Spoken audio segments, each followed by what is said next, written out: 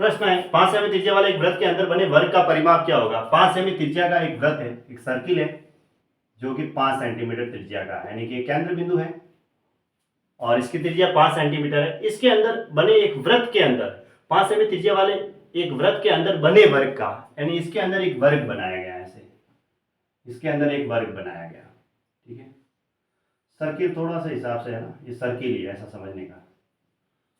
तो यहाँ पे एक केंद्र बिंदु ले लेते हैं, ये वर्ग बनाया।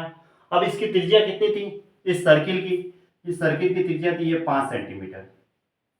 ठीक है, तो अगर ये 5 सेंटीमीटर है तो ये भी 5 सेंटीमीटर, यानी टोटल कितनी हो गई है 10 सेंटीमीटर। ये पूरा ए बी, अगर मैं ए बी कहता तो ये भी 10 सेंटीमीटर हुआ, क्योंकि त्रिज्या है वो 5 सेंटीमीटर है, तो व्यास कितना होता है त्रिज्या का डबल होता है।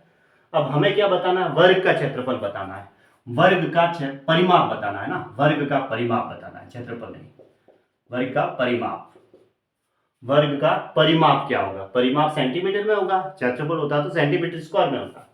तो परिमाप क्या होगा, अब ये जो विकर्ण है, ये विकर्ण क्या होता है, a√2 होता है जो कि 10 के बराबर है। तो a बराबर कितना हुआ 10/√2, तो a की वैल्यू 10/√2 आ गई।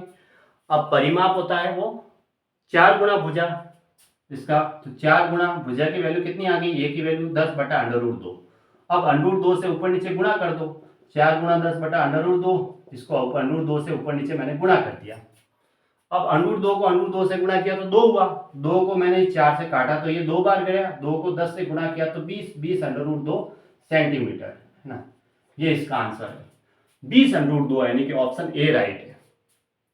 परिमाप ही ज्ञात करना था, क्षेत्रफल नहीं है, वर्ग का परिमाप ही था। ठीक है, वर्ताकार पथ की बाहरी तथा आंतरिक परिधियों का अनुपात 5:4 है। यदि पथ 50 मीटर चौड़ा हो तो आंतरिक वृत्त की त्रिज्या क्या है।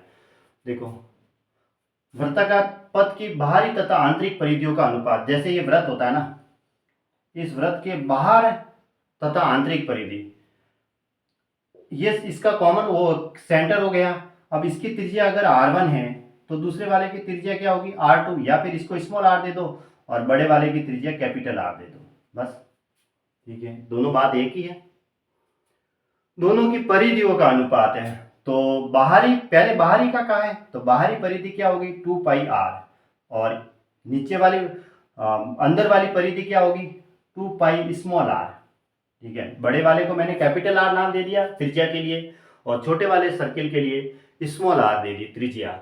अब इनकी परिधियों का अनुपात बताया 5:4 है, तो मैंने भी परिधियों का फॉर्मूला लगा दिया, 2πr होता है, r है इसकी बड़े वाले की कैपिटल R और छोटे वाले की स्मॉल r, ताकि 2π से ये 2π तो कट गया, तो r बटा जो स्मॉल r आया वो 5/4 आया, यही आया। यानी कि बड़े वृत्त की त्रिज्या और आंतरिक वृत्त की त्रिज्या का अनुपात 5:4 है। यदि पथ 50 मीटर चौड़ा है, यानी कि ये क्या है, ये जो पथ है ना ये 50 मीटर चौड़ा है, यानी ये वाला पथ, तो कैपिटल R में से, ये कैपिटल R में से मैं स्मॉल r घटाऊंगा तो मुझे पथ की लंबाई मिलेगी, ये कैपिटल R में से मैं ये घटाऊंगा तो, यानी कि 5 में से अगर 4 माइनस किया तो 50 के बराबर, यानी 1 की वैल्यू 50 के बराबर दे रखी है मीटर में प्रश्न में, है ना। इन दोनों का अंतर, 1 की वैल्यू 50 मीटर दे रखी है, तो हमें आंतरिक वृत्त की त्रिज्या यानी स्मॉल r की पूछी है, तो स्मॉल r का अनुपात 4 है, तो 4 की वैल्यू क्या होगी 4 गुणा 50, यानी कि 200 मीटर होगी। ठीक है, 200 मीटर हुई, तो ऑप्शन सी सही है।